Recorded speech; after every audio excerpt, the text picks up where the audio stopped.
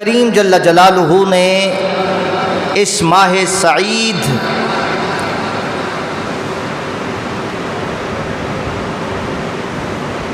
دی قرآن کریم دے اندر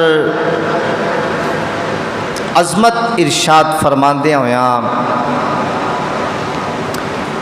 فرمایا والفجر ولیال عشر، قسم ہے فجر کی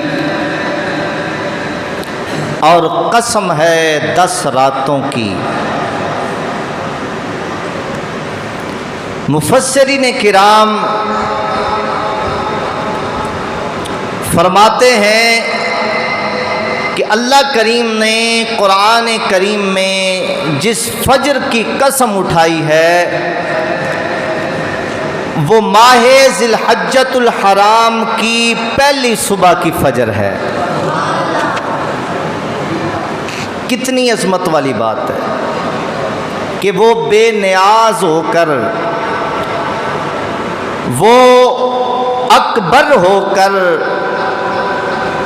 اس ماہ سعید کی فجر کی قسم اٹھا رہا ہے۔ وَلَيَالٍ عَشْرٍ، اور فرمایا قسم ہے 10 راتوں کی۔ مفسرین کرام فرماتے ہیں، حضرت عبداللہ ابن عباس نے فرمایا کہ وہ 10 راتیں ماہ ذی الحجہ کی پہلی 10 راتیں ہیں۔ قرآن پہلی فجر کی اور 10 راتوں کی قسم ارشاد فرما رہا ہے۔ اب آگے سنیے، ماہ ذی الحجہ کے پہلے 9 دن کا ہر روزہ 1 دن کا روزہ 1 سال کے روزہ رکھنے کے برابر ہے۔ جس نے ماہ ذی الحجۃ الحرام کے پہلی 9 تاریخوں میں سے 1 دن کا روزہ رکھا، یوں سمجھ لیں کہ اس نے سال بھر روزہ رکھے، اللہ تعالیٰ 1 روزے کے بدلے سال کے روزوں کا ثواب عطا کرتا۔ اور اگر راتوں کی بات کی جائے تو سبحان اللہ، ماہ ذی الحجۃ الحرام کی راتوں کی عظمت یہ ہے کہ اس کی 1 رات کو زندہ کرنا، 1 رات میں شب بیداری کرنا، عبادت اور ریاضت کرنا، یہ ایسا ہی ہے جیسے اس نے لیلۃ القدر کی عبادت کی ہو۔ یہ 10 راتیں اور یہ ایام کتنی فضیلت والے ہیں کہ دن کا روزہ سال کے روزوں کے برابر، اور رات کی عبادت 1000 مہینوں کی عبادت سے اعلیٰ۔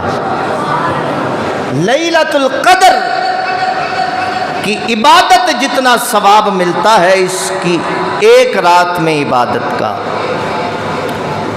تو اس کی قدر کیجئے، ان ایام کی، ان راتوں کی۔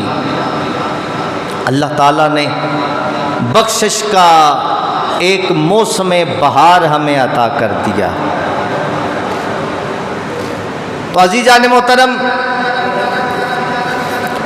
یہ بہاریں صدقہ ہے حضرت ابراہیم علیہ السلام کا،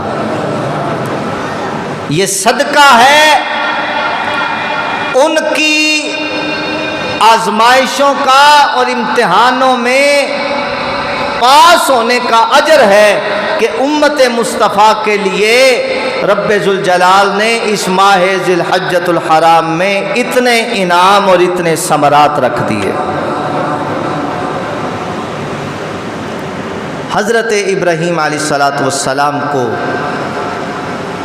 یہ مقام، یہ رفتیں، یہ بلندیاں، یہ درجات، یہ کمالات، یہ شانیں اللہ رب العزت نے ایسے ہی نہیں عطا کر دی،